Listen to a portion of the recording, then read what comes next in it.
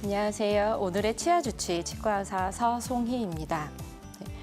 코로나 시대 마스크가 일상화되면서 마스크를 쓴 상태에서 자신의 입냄새를 처음으로 경험해 보신 분들 많으실 텐데요.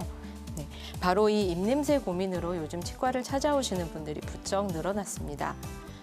마스크 필수 시대에 이렇게 이제 입냄새 고민을 해결하기 위해서는 어떻게 해야 될지 오늘 치아 주치 시간을 통해서 한번 알아보도록 하겠습니다. 먼저 하루 중에 입냄새가 가장 많이 나는 때는 언제일까요? 바로 아침입니다. 왜냐하면 침 분비와 이건 관련이 있는데 침은 입냄새를 유발하는 세균을 소독해주는 그런 기능을 가지고 있습니다. 그런데 자는 동안에는 이 침 분비가 줄어들게 되면서 입안이 건조해지고 그리고 이 세균 소독하는 기능을 제대로 수행하지 못하게 되는 거지요. 그래서 이런 식으로 일상적으로 이제 일상생활 속에서 정상적으로 발생하는 이제 입냄새를 생리적인 입냄새라고 합니다. 이런 입냄새는 정도의 차이는 있지만 누구나 가지고 있습니다. 아침에 막 일어났을 때 느끼게 되는 입냄새뿐만 아니라 공복 시에도 느낄 수가 있고요. 그리고 긴장하거나 스트레스를 받게 돼도 침 분비는 줄어들기 때문에 입냄새를 증가시킬 수 있습니다. 그뿐만 아니라 양파나 마늘을 드시거나 아니면 담배를 피우시게 되면 그 속에 이제 포함되어 있는 냄새 입자 자체가 직접적으로 입냄새의 원인이 되기도 합니다. 그리고 커피, 알코올을 섭취하시게 되면 이것이 입안을 건조하게 만들기 때문에 그래서 입냄새가 증가하는 경향이 있습니다.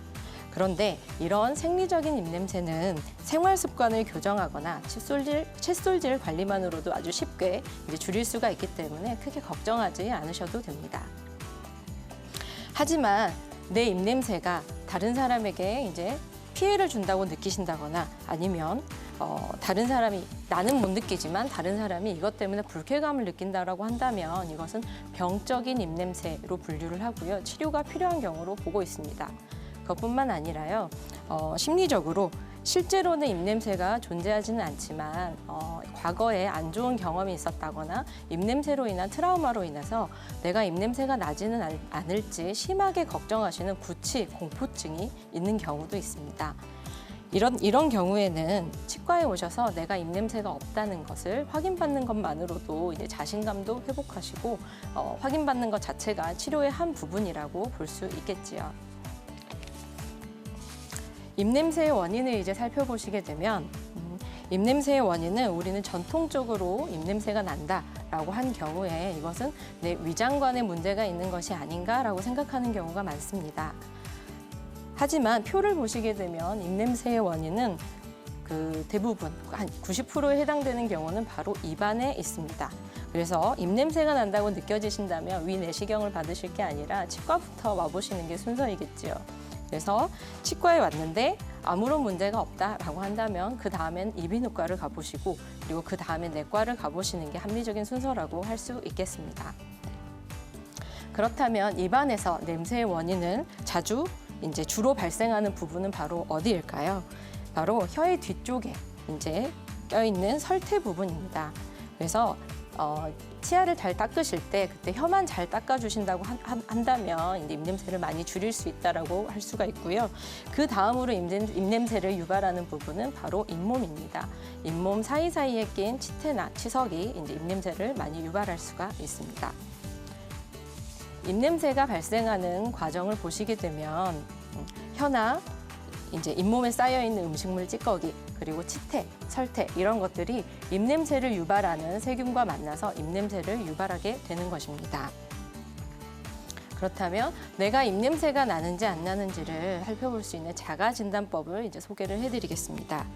첫 번째는 나의 입냄새를 믿을 만한 사람들한테 이제 맡게 해보고 입냄새가 나는지를 물어보는 방법이 있습니다. 그리고 두 번째로는 플라스틱 숟가락으로 혀를 긁어보셔서 그 안에 있는 이제 설태에서 냄새를 맡아보는 방법이 있겠고요. 그리고 세 번째로는 손등에 침을 묻히고 이 침이 마를 때까지 한 10초 정도 기다리셨다가 그 후에 냄새를 맡아보는 방법이 있고요. 네 번째로는 이제 손이나 컵에 내 입냄새를 모은 다음에 그걸 맡아보는 방법이 있습니다. 근데 요즘 같은 경우는 하루 종일 이제 마스크를 끼고 있는 경우가 많기 때문에 마스크를 낀 상태에서 이제 입으로 숨을 쉬시게 되면 내 입냄새를 쉽게 이제 자가 진단해 볼 수 있을 것으로 보입니다. 이제 입냄새를 예방하는 방법을 알아보도록 할 텐데요. 입냄새는 지속적으로 생겼다 말았다 하는 것이기 때문에 한 번에 없애거나 영원히 없앨 수 있는 방법은 안타깝게도 없습니다. 중요한 것은 어떻게 관리하느냐라는 것인데요. 가장 기본적으로는 올바른 칫솔질이 중요합니다. 치아 사이사이까지 깨끗하게 유지하기 위해서는 정확한 칫솔질뿐만 아니라 치실이나 치간 칫솔을 병행해서 사용해 주시는 것이 좋겠습니다. 그리고 입냄새의 가장 큰 원인이라고 할 수 있는 혀의 설태 부분을 제거하기 위해서 혀를 잘 닦아주셔야 되는데 하루에 한 번 정도 칫솔이나 혀 클리너를 이용해서 이때 방향이 중요한데요. 이제 혀의 뒤쪽에서 앞쪽으로 쓸어주는 방법으로 한 3, 4회 정도를 이제 반복해 주시는 방법으로 닦아주시면 됩니다. 방향이 중요하다고 했는데요. 반대로 앞쪽에서 뒤쪽으로 칫솔을 움직이게 되면 자칫 잘못하면 목 깊숙이 칫솔이 들어가서 구토 반사를 일으킬 수 있기 때문에 꼭 뒤쪽에서 앞쪽으로 닦아주는 방향으로 해주시는 게 좋겠고, 그리고 혀를 부드럽게 이제 쓸어주셔야 되는데 이걸 너무 세게 이제 닦으시거나 아니면 너무 자주 닦으시는 경우에는 혀에 상처를 일으켜서 이제 미각 장애가 생길 수 있으므로 주의가 필요합니다. 다음으로 마지막으로 입냄새가 고민이시라고 한다면 치과부터 와보시는 것이 좋겠습니다. 왜냐하면 입냄새 관리의 가장 쉬운 방법이 바로 스케일링이기 때문입니다. 스케일링을 통해서 치아 사이사이에 숨어있는 치태, 치석, 음식물 찌꺼기 이런 것들을 제거함으로써 입냄새를 아주 효과적으로 줄여줄 수가 있습니다. 지금까지 입냄새에 대해서 알아보았는데요. 정도의 차이는 있지만 입냄새는 누구에게나 있는 것입니다. 그래서 부끄럽다고 내버려 두지 마시고요. 입냄새의 적절한 치료와 예방은 바로 치과에서부터 시작이라는 거 기억해 두시고 치과에 내원하셔서 입냄새도 예방하시고 그리고 구강 건강도 챙기시면 좋을 것 같습니다. 이상으로 치아주치 서송이었습니다.